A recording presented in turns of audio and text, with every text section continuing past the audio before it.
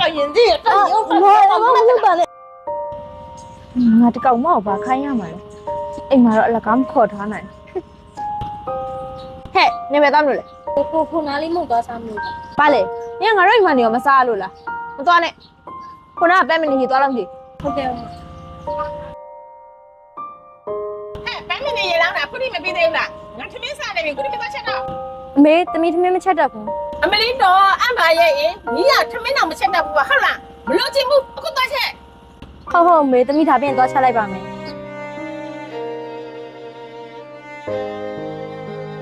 မင်းသမင်းချက်ပြီးဖူးလိုက်ရတော့မှာလား အေးစားမယ်ညီမကိုခေါ်ခဲ့လိုက် ဟုတ်မေဟမ်အမေဟင်းနေပါချက်ထားလေ သိပါဦးအေးဟိုကောင်မချက်ထားတာဟဲ့ဘာဟင်းနေမှန်းကိုမသိပါဘူးငါသမီးရဲ့ကြည့်အောင်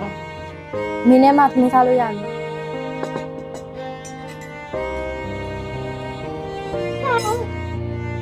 သမီးကိုတော့ချက်ထားရတယ်ညီသမီးညီစားကြမှာတောက်နေတယ် ဟုတ်ပါသမင်းတလောက်မှနေငါတို့ကဘယ်လိုစားရမှာလဲ စိတ်တိုင်းကုန်ကြောင် အမေကိုတင်ပြောသားပဲသမင်းမချက်တတ်ပါဘူးဆို ဘာပြောလဲညီက တော့ဒီဘော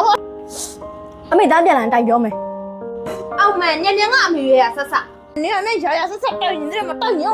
你 လာတယ် အဲ့မှာအပြည့်ကြတော့ဒီဘက်ကိုလာသား ဘာကြည့်ရမှာလဲ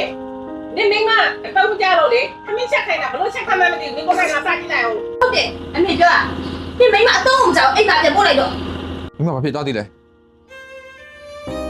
အမေတို့မမတို့